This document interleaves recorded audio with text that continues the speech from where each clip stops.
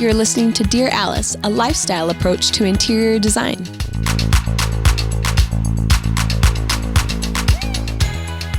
Welcome to Dear Alice, everybody. We're so happy about our guest today. We have Kory Robison on with us.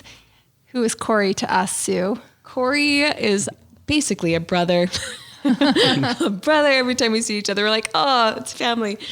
He is a builder that we worked on. The very first project we worked on was Tiger Oak, which we talk a lot about on here. It was in House Beautiful, and it was a really tight timeline, and a lot of builders would probably be really stressed under such conditions, but Kory is young and he's fun and he's so capable and has the best team in subs. And so it really was such a breeze, and it turned out to be just one of our very favorite projects and process. I think the way they work. So anyway, that was our first project, and we've done remodels with him since and hope to do many more, but that is how we know Kory. Yes, Kory is a fantastic builder here in Utah. And Kory, you call yourselves Robison Home Builders. Yep. Tell us how you got your start. So Robison Home Builders was started in 1980 by my dad.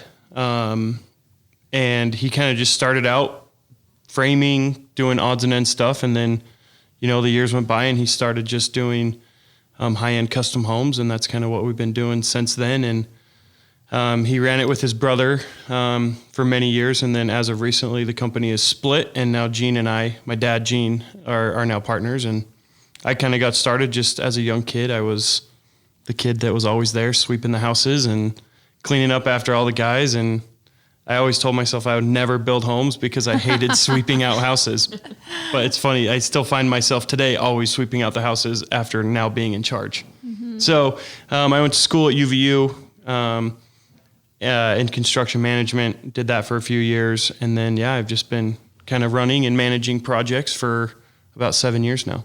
That's awesome. So it's in your DNA. Yeah, I don't know anything else, honestly. Yeah, I love it. I love that you're still sweeping the floors too. Yep. You take a lot of pride in your work. Definitely. That's awesome. So We wanted to have Kory get on here. We have so many questions on the daily, on the design side about timelines, percentages of builders' fees, average costs per square foot, if people should build or should they remodel. So we thought we'd get Kory on here to help share his expertise with us and help answer some of your questions. Speaking of questions, we have one today. It's by Marta Denise, and she says, when I start the process of a new build or remodel, what are the questions I should ask myself?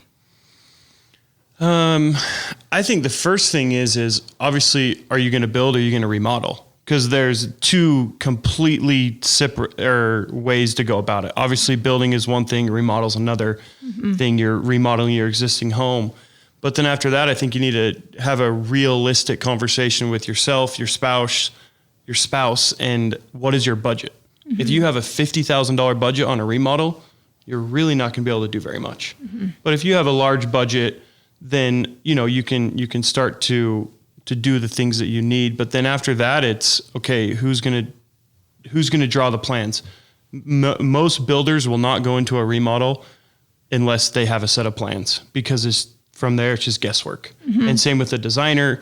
Anyone that's involved, they're gonna need building plans to start. And so I think that's the way to start. And the first question to ask are budget, and then what is it going to look like, and what am I going to do? I feel like it's important too that the budget isn't made up in the homeowner's mind of what they think their remodel is going to cost, right? Versus comparing it to homes on the marketplace that maybe they do know the price of, because so often I feel like they will say, well, we'll just remodel our house for $65,000. And you're like, well, where did you get that number from? And so I think everybody underestimates what the cost of a remodel is going to be. And we always say around here, give a mouse a cookie. And it's just like, well, we'll just put new countertops on. And you're like, well, if we're going to do new countertops, do you need a new kitchen sink? Oh, for sure we need a new sink. Do you want to drill your old faucet holes into your countertop, or do you want new faucets? Right. Yeah, I want a new faucet. Do you want to, then that's all going to be sitting on top of your old cabinets. Do you want to paint your cabinets? Yeah. I'll just paint my cabinets instead of getting a new kitchen. How much does it cost to paint an entire kitchen? Right. A lot. A lot. 10, 15,000 bucks. Yeah. Okay. So to do it right. Right. So now you're starting to see that maybe you're spending 15,000 painting and they're like, I need new hardware for the kitchen cabinets. Right. Right. And I need new countertops. I need a new sink and a new faucet. And I ruined my backsplash when we installed the last one. And you know what? That dishwasher's never worked very well. So pretty soon it's new appliances, and that's just the kitchen. So you can see, even though you thought maybe I would just sort of put lipstick on the pig, this lipstick is turned into a full facelift. And now we've got to move into the front of the house, you know, and it just like the thing snowballs. And so pretty soon what you think might be $65,000 has turned into so much more. And they're like, I could have just bought the new house. Exactly. So it would be great, like Kory's saying, to get plans, to move forward with your contractor, to get realistic budgets on what is that remodel going to cost you. And maybe you're like, you know what? I love my neighborhood. I never want to leave. So it doesn't matter if there's a tempting new build on the other side of town.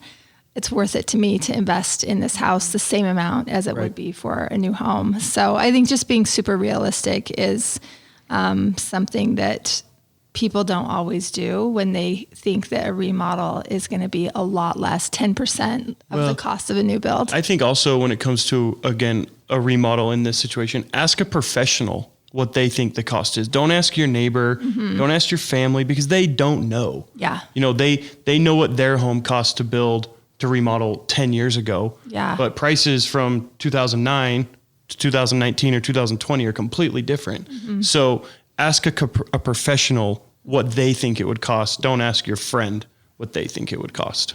The thing is about a remodel is just, we often call them, it's a design build. Like just as every day it's different.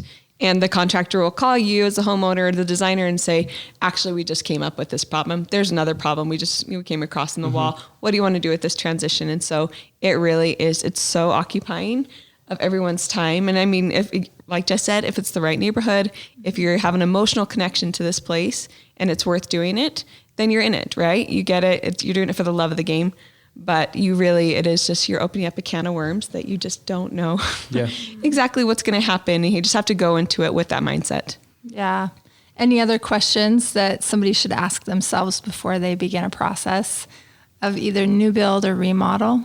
I was thinking one on remodel, and you can correct me if I'm wrong, Kory, but like maybe figuring out where, if you're going to remodel, figuring out where you're going to stay, like where you're going to live. Oh yeah, that's a huge one, because we get a lot of people to say, yeah, we want to remodel, but we're going to live here. Yeah. And I'm like, okay, you got to understand, like we start at 7 to 7:30 every morning. We sometimes work late and it's dusty and it's messy. And it's like the logistics of you literally living in your house is really impossible. You're going to hate it. You're going to hate it. And it's hard for the contractor to have the homeowner breathing down their neck all day, every day, and saying, why isn't this done? Why isn't this done? Do this. When it's like, okay, you hired a professional contractor to do the work, trust him or trust the contractor to do the job, and kind of step back and obviously have input, but let them do their job. Yeah. And That's same with the great. designer Yeah. as Amen. well. Great question. Where are you going to live? Yeah, that's a very good question. Any other questions people should ask themselves while they're trying to decide between a new build and a remodel? I don't know. I mean, we're going to talk a little bit about the team and building that all together, but just be ready. I think Just have a therapy session. I think another one is kind of what we ran into on Tiger Oak. They loved their neighborhood. The home that they wanted to remodel was, by the time they would have spent the money to put into that, it was cheaper just to tear it down and start over. And we're doing that a lot in some of these areas in Utah where people want to live in these areas, but land is so outrageous. They just say, oh, let's just tear down our house and build again. We've done that 5 times probably in the last 5 years. So that's another great option, because it's expensive to build a house, but it's really cheap to tear it down. That's great. And then you already know your neighbors. Yeah, you know your neighbors, you love your neighborhood. Yeah. It's a great option. Yeah. And I know some people, obviously, with younger kids or kids in schools, they're considering boundaries and that sort of thing. So there's a lot that comes into play when trying to make a decision on a new build, for sure. When you're looking at lots, like you said, the cost of land is so expensive. It seems like it should include a house with it. Exactly. Right now. You're wondering, where's the house? Gold pipes under the ground or something. Yeah, definitely. And the fun thing when we think about Tiger Oak, we walked through that house when obviously it was still standing before we demoed the old one. And the new one, it just had so many more possibilities. Yeah. You're able to do whatever you want. And it really was her dream house. Whereas the other one would, again, when putting lipstick on a pig. And yeah, there was mold. There was so many issues. There's so many issues. Yeah. Furnaces didn't work. They weren't run correctly and all that different stuff. And although that might seem like the easier option, it would have definitely been more difficult. Oh, it would have been a pain. It would have been such a pain. It would have turned out fine, but not nearly what the new house became. So yeah. Anyway, that's a great example. Yeah, that's great. Okay, so let's get into it. When, in your opinion, Kory, do you think each player should be introduced? And by player, I mean architect, design team, builder, landscape architect. When do you think each player should be introduced into the process, whether it be a new build or a remodel? I think at the very beginning. Honestly, my ideal timeline is, okay, if you're thinking of a project, my first thing is contact a builder, maybe even a couple builders that have been referred to you by friends or you've seen their work. Interview those builders, find a builder that you trust, and then have the builder refer you to a handful of architects. Then do your interview process with the architects, find an architect that you trust, that you believe can capture your vision, and also at the same time, ask the builder who he would prefer to work with as a design team. Because again, as a builder, I've worked with Alice Lane, I've worked with 3 or 4 other builders, and I can recommend, okay, these guys are perfect for your style. This one's great. Interview these designers and then assemble your team from the beginning. Because to go meet with an architect, get your plans drawn, and then after the plans are completely drawn, go find 5 builders to bid it out. It's such a shot in the dark. And same with a designer. You know, a designer comes in after the plans are already done. They're playing pickup the whole time.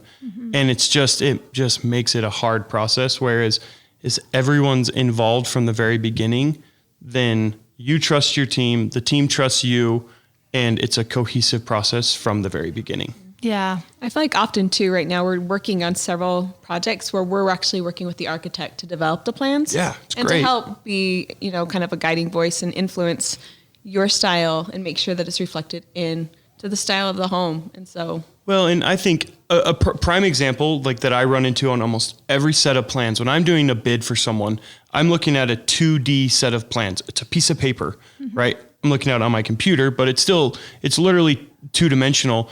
I don't know what's going to be on walls. I have no idea what's on wall finishes. But if I can have a designer be there from the beginning with the homeowner saying, okay, maybe on this powder bath wall, we want to put tile up the wall, I can incorporate that into my budget.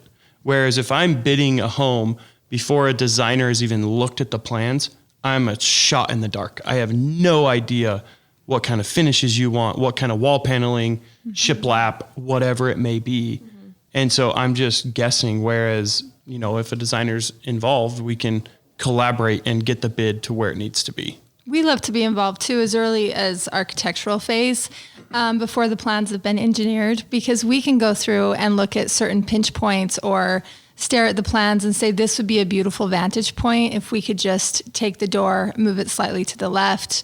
Right. That would be a great place to hang art at the end of this hallway. Or we're just always looking at line of sight and also function of things. But we're seeing these plans as if we're walking through them because we've done it so many times. Exactly. And we've seen corrections that we've made in the past that we can make to make this home more beautiful and more functional, or to cut out things. We're often space planning the home before they even go to construction. So we're like, if we could get 2 more feet on the backside of this, that would be ideal. You need to know before you pour foundations and before it's fully engineered and Exactly. everything else. Yeah. So we can, I feel like, save a lot of heartache if we can get involved early enough to be able to make a few last edits, red lines to the plans. And so we love getting involved early with the architect. Yeah, I agree. It just makes the process so much easier. The homeowner knows exactly what they're getting. And when a designer or even a builder comes in after the plans are completely drawn, we're all just playing catch up. Like, okay, maybe they want this here, but we don't really know because the plans don't specify. And so it takes out a lot of the guesswork. Yeah. Getting everyone in from the beginning. I bet since you have worked with like different designers and when you've worked with us, if you had a project with us, you probably have a better idea when you are doing those budgets of what type of detail we're going to put in. Oh yeah, definitely. Which is also nice to talk to. I know we talked about getting referrals from your architect, but talk to your builder too about designers he's worked with, that the process, because really after the architect hands off the plans, it's usually the designers working with the builder 100% to, execute this vision. And if that relationship isn't good and the communication isn't there and a process that the builder trusts that he can stay on time, which is important to you, the timeline, then the project kind of goes to crap a little bit. Yeah, totally. So also, I think just for the security of the homeowner who's about to jump in and make one of the biggest purchasing decisions of their lifetime, right? Buying your house is one of the biggest things you ever buy. They're going to go into the process so much more at ease, knowing that they have a trusted team that they've assembled, and they're not going to feel as insecure or anxious. I know building a home often destroys relationships. Everybody's kind of at each other's throats, and it's just because they're insecure and they're constantly questioning each other and if this is necessary and whatnot. And so it's nice to have a team that you can trust, and then that can take the pressure off of, maybe one of the decision makers he can just do his job. Maybe the husband wants to go to work and he's like, you know what, babe, if you're happy, I'm happy. So do what you need to do. And let's not sit and talk about shutters or, dishwashers or whatever. I'm going to do my job. You work with your team. I know I'm going to love it in the end. If you feel like I'm going to be interested, then let's talk about it. But otherwise, let's not let this become a source of contention for us. Right. Yeah. Well, and a philosophy that we have in our company is, I guess a saying that we have is enjoy the build. Like you hear, like you mentioned, Jess, you hear so many horror stories, and it's like you're building your dream home. Like it should be fun. Mm-hmm. And like that's something that we take to heart is like, okay, they're spending a lot of money on this home. They're spending a lot of money for a builder. Like, let's have them enjoy this process, because if it's not enjoyable, they're not going to tell their friends, they're not going to refer us. And that's how we get our business. Yeah. And that's how you guys get business too. Yeah. We can do all the social media marketing and all the marketing in the world, but really our business comes from our past clients. Mm-hmm. And so we take that to heart is I want my clients, when they're done, I want to be friends with them. Mm-hmm. Like yesterday, I talked to Christian Peterson on the phone for 10 minutes. Just, hey, how's it going? Yeah. And we're still good friends.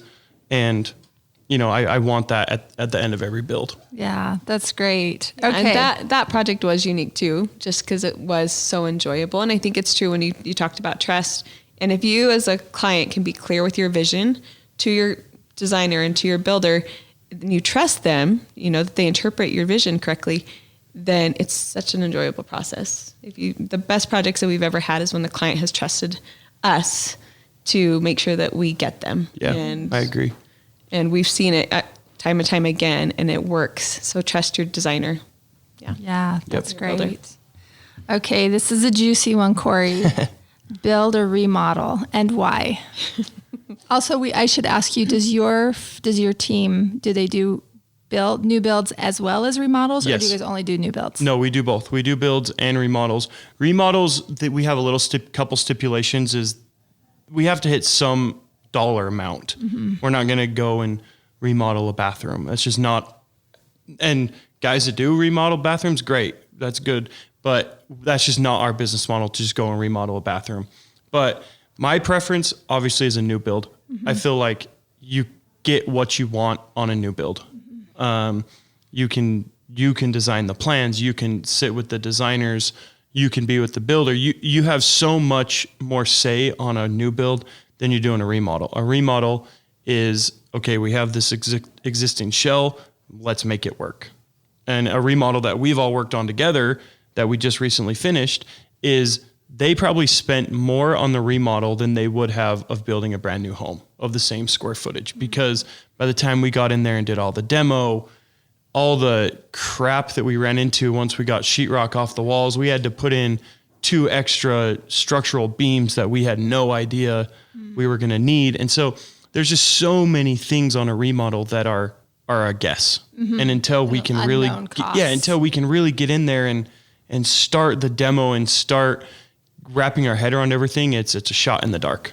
Do you think they could have torn down the existing home and built one on the same lot for this? Yes. For close to the same price? Okay. For within a couple $100,000, and when it's a multi-million-dollar project, that's worth it. Yeah. In my mind, because you get exactly what you want. I think just as like a consumer remodeled it in everyone's mind, it's like, oh, it's already there. This will be a lot easier. It'll be a lot cheaper. So it really is so enlightening, and I hope everybody is listening to these numbers. It really is. Yeah, it's just there's just, and especially if to ask a builder to give you a bid on a remodel is impossible. And if a builder's giving you a bid on a remodel, don't believe him, because take it for what it's worth, but also understand that like that builder has no idea what's behind your sheetrock. He has no idea your HVAC system. He can see the finishes, and you might need new carpet or tile, but I have no idea how this house was wired, the structural. So there's so many things that go into building a home that is not seen by the naked eye. Great. That's great. So there's less like unforeseen costs in building than there is. Yeah. Because in a build, I can look at a set of plans and I know exactly how that's going to build. I know that my framers are going to frame it right. I know my electrician, my plumber, my HVAC guy is going to do all their stuff correctly, because that's why I work with them. But then once that sheetrock goes up, I know behind that sheetrock, we're good. And then after that, it's just the finishes that designers and everyone chooses, and then that's installed correctly as well. And in an existing home, that might not be the case. Like 30 years ago, you don't know what's. I have no idea, because in a remodel, some builder who knows who built that house and who knows what they were doing 30 years ago. Yeah, the standard of building has changed. It's completely different. Right? Yeah.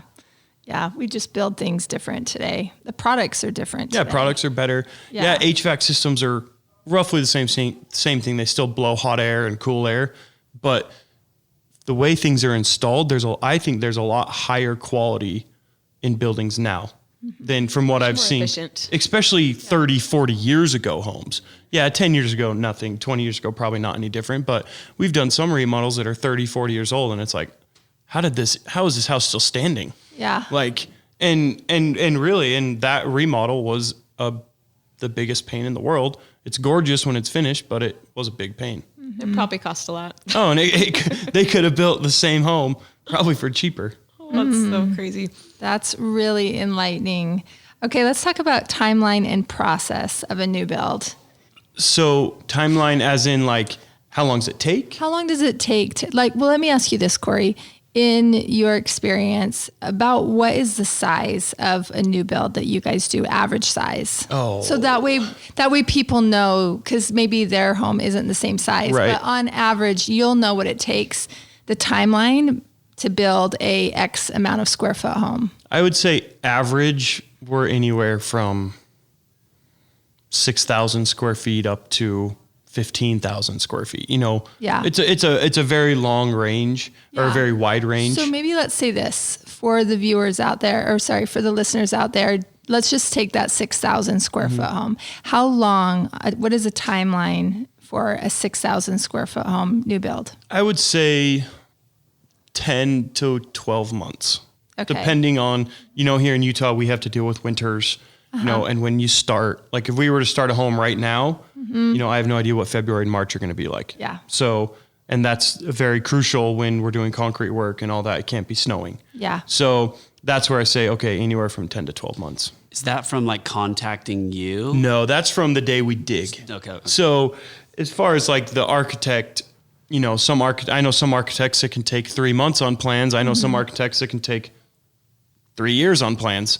That's exaggerated, but 6 months, 7 months on plans. But a little bit of that also depends on how interactive the owner is, how quickly they can make decisions. And again, that goes back to the team. If you have your team involved from the very beginning with an architect, those plans can be drawn a lot quicker than a homeowner trying to make those decisions on the fly. Yeah. So on average, maybe we could say you could spend 3 to 5 months with your architect. In the development process. Yeah. before you're ready to build. Yep. And then we need to go to engineering after that. Engineering, I consider that in the 3 to 4 months. Okay. Because engineering is only a couple weeks usually. That's great. Maybe a month max, depending on who's doing it. Got it. And then how long does it take for you to bid the home? About 2 to 3 weeks. Yeah. And then we're usually, depending on the city, 2 to 3 weeks in the city, and then we're ready to go. Got it. Okay. So probably from the minute that they meet their architect and start working together, maybe it's 6 months before they're breaking ground. I would think so. And then from there, it's going to be 10 to 12 months to build a 6,000 square foot home. Roughly, So you're yeah. like a year and a half Process. from conception of this idea that I want to build a home to actually living in the home. Correct. Okay, great. I would think that's pretty accurate. Good. Okay. So hopefully that's helpful to some of you if you're trying to think through some things. I know a lot of times women will think by way of school year. If they have school age children, they're like, we got to do this because we got to build a home and my kids have to start school in the fall, So sometimes that's helpful for them to be realistic about how long this process is actually going to take. And, it usually takes a little bit longer than you even think. Right. And because you're building your dream, if you're working with an architect and a builder, it's worth it to get it right. Definitely. Yeah. Definitely. How long do you, just time-wise, we always say just like 1.5 times on budget and 1.5 times on timeline. Do you think that that's kind of correct? Or what would you say? You're pretty accurate, but is there like a flex I would like amount to that say we're pretty accurate on our time frame. We've been doing it long enough. There's literally nothing we haven't seen before. There isn't a project that comes in front of us that we have not seen a similar project of size, detail, that we can. I don't try to. If I tell someone I'm going to be done in 10 to 12 months, I'm going to be done in 10 to 12 months because they're banking on that. And again, it all goes back to I want my clients to tell their friends about us. And if I tell them 10 to 12 months and I take 15 months, they're going to be upset and they're going to not refer us. I also feel like though your number was really realistic in the beginning that you quoted, because I've heard some builders say, well, for every 1,000 square feet your home is, that's how many months it's going to take to build. So they would say a 6,000 square foot home might take 6 months, but that's not realistic maybe. So the fact that you said 10 to 12 sits you in that pocket of being able to complete the thing that you said you were going to do within the timeline. Right. And I think I know I could build a 6,000 square foot home in 6 months, but it's not going to be custom. It's going to be a tract home. It's going to be one that I've already built before. So it's literally just, we've already done it. Yeah. But when the homes that we like to build and kind of what our niche and your guys' niche as well is, that's not what we do. We don't want to be tract home builders. We want to do high-end custom homes.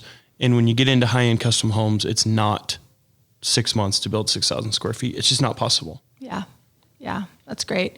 Process of the new build. So you talked about, obviously breaking ground, getting concrete in.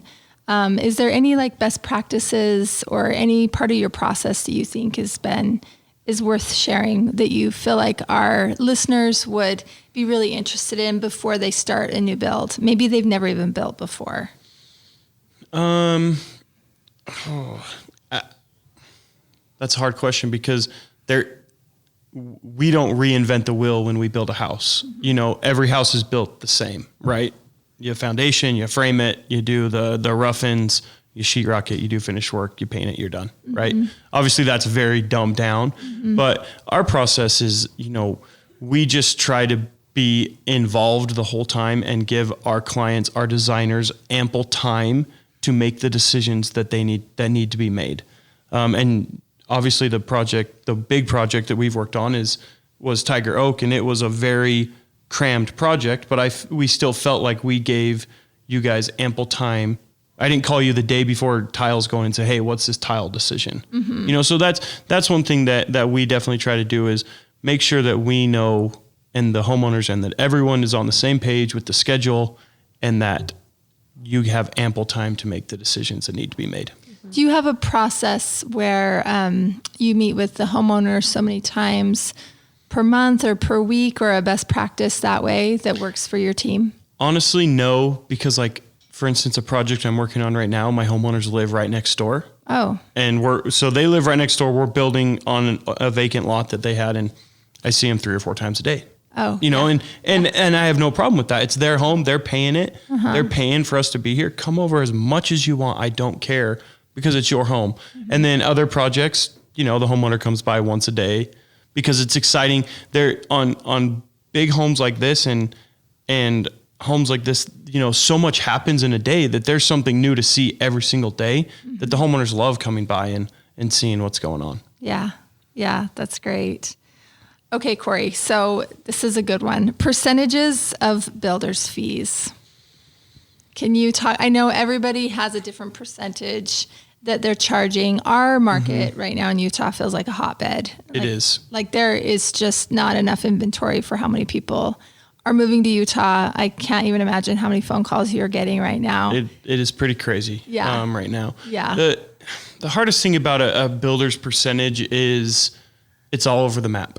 As in, sometimes some projects will charge 10%, some projects will charge 12%, and some projects will charge 15%.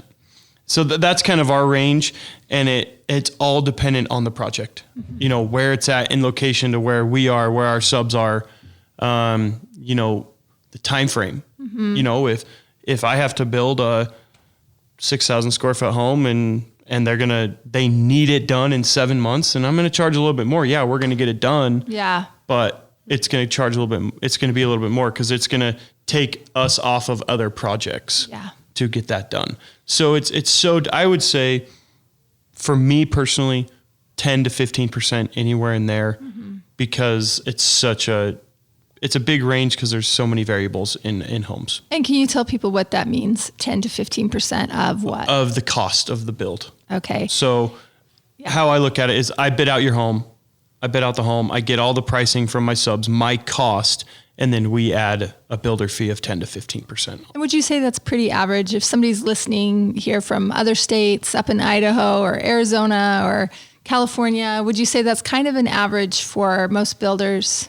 I think so. I don't really know. I've heard some crazy numbers of what some guys are charging here in Utah, and if they're charging that, like, good on them. I guess we need to charge more, but that's the most I feel comfortable charging. Like, so, but I would think like our surrounding states are probably close to that. California, who knows? Yeah. They're probably, I have no idea what they charge. So it's probably a pretty good idea if you're getting ready to build a home right now that you ask your builder, what are his fees? Yes, right? 100%. That wouldn't offend you as a builder. Oh, no, not at all. If a homeowner were to come to you and ask you what your fees are. Yeah, no, most builders should be pretty open with that information. Right. And that might be a consideration when you're getting ready to build and you're considering all things. Right. Yeah. Definitely. I got some good advice from a builder once. I think, I mean, you can confirm that, but I'm the do it myself. Like, I'm a handyman type person. So I was talking to a builder once and he's like, yeah, man, like, I guess like I wasn't going to try, but just asking him, he was like, you could try to like general your own project, but most of the time that people do that, they end up like making mistakes that cost them more than it would have just to hire a builder. Oh. So, I mean, that's like, yes, he says he runs into that all the time. By all means, if you are going to try to general contract your own home, you will spend, you are better off going to work and making the money that you make. Doing what you're good at. Yeah, doing what you're good at and making that money instead of spending the time to general your house, because you're going to lose money at your job because you're not there working. And then you're going to lose money on your own home because, yeah, you may know what you're doing, but if you don't have, especially in the market that we live in now, Utah is so hot and everyone is busy. If you don't have a nucleus of subs that work for you, you're not going to have anyone to work for you. Yeah. It's hard. If I wasn't, it would be impossible for someone, Joe Schmo off the street, to call my framer and say, hey, can you come frame my house? Because he'd be like, no, like I have 5 other homes that are waiting for me to frame. And they're actually builders that are going to give me work in the future where you're never going to have me build another house for you. Yeah. And I don't even know if you're going to pay me at the end of the Exactly. job. Who are you? Yeah. Who's this guy? Yeah, exactly. Totally. Yeah. That's great. Okay. Last question for you. Average cost per square foot. What does it cost right now in your very best guess to build a home right now per square foot? So On again, that, let's talk about that 6,000 square foot home that we're talking about. that's the hardest question I think any builder could ever be asked, because it could doom me that if I tell someone a small number and I bid it out and it comes in higher, they're like, oh, this guy doesn't know what the crap he's talking about. Or if I go really high, they're never going to talk to me again because it's more than they want to spend. It's more than another builder told them. So it's very hard, but I think in Utah, we are about 160 to 190 a foot for a very nice home, but not like luxury, top of the end, high end stuff. You know, Park City stuff, you know, they're $250, $300 a foot. But so it's such a wide range, but I would say 160 to 190 a foot is kind of the range we're in right now. Could get it done. You'd be proud of it. Oh yeah, you would. It's not like a dream home with all of the most exquisite finishes, but it's still a home that you'd be proud of. I want to say it still has very nice finishes. Yeah. Like very, very nice finishes. Like prime example, my parade house last year, it was $180 a foot, and it was amazing to die for. Really Yeah. It was an unbelievable house, but they were definitely smart in some of the stuff that they did. You know, we put a little bit less of nice stuff in the basement. You know, we were able to value engineer it to get it into the price range that they wanted. But if you see that home, you would have no idea that's what we built it for, because it is gorgeous. It's an unbelievable home. Well, that brings up, sorry, I thought that was the last question, but I have another question now. Where should you save versus where should you splurge? If you're getting ready to build, you talked about how on some places you went for, other places you held back on. I think this is obviously maybe even more of a question for you guys, but in my opinion, your kitchen, living room, master, and if you're going to splurge, that's where I would splurge. You know, kids' bedrooms, who cares? Yeah. You know, kids' bathrooms, why? They're going to be fine. Yeah, they're going to be fine. Your kids are not going to care if they have marble tile in their bathroom, because one, it's going to get toothpaste all over it. It's going to get ruined. And so why spend, you know? So that's where I say, and obviously you guys probably would say close to the same, I would think. Yeah, we would agree. For sure. But the living room, master, and that's it, I think. Yeah. I also think the banisters. Oh, know? like stairs? Yeah. I think so. Yeah. Yeah, those are they're kind a of good a crown jewel in Yeah. the entryway or something. And I feel like balustrades and all of that are just different than when we were growing up. Right. They've just become like fine jewelry details. And so you can spend a lot of money on your railings and your staircases. And I think it's worth doing. Yeah. Yeah, so that's great. Awesome. Any other questions that you guys have for Kory while we've got him here? No, thanks for coming. Yeah, it was a pleasure. Yeah, on your builder, when you're picking out your builder, make sure you like them. And that goes for everybody on your team. Just make sure that you like them, because you are going to be with them for the next year and a half. Well, and Usually, to add to that, that is so true. Like literally, I talk to my clients. Like I said, I talk to one of my clients right now 4 or 5 times a day. They've called me 3 times since I've been sitting here. Wow. You know, and I'm not annoyed by it. It's just that's the process. That's the relationship. If you can't have a working, good, open communication line with a particular builder, move on, because you have to be able to talk to them. They have to be approachable. You know, you have to have a good relationship with them, or you're going to hate your life. And at the end, you're going to tell people that you hated building a home. Yeah. And you hear that more than not. Yeah. So it can be fun. What'd you say? Enjoy the build? Enjoy the build. I love that. Really great. That's really great. Thanks so much for coming on today, thanks Kory. for having me. I love coming to see you guys. Helpful. You too. Thanks, everybody. Hope that helps. Have a great day.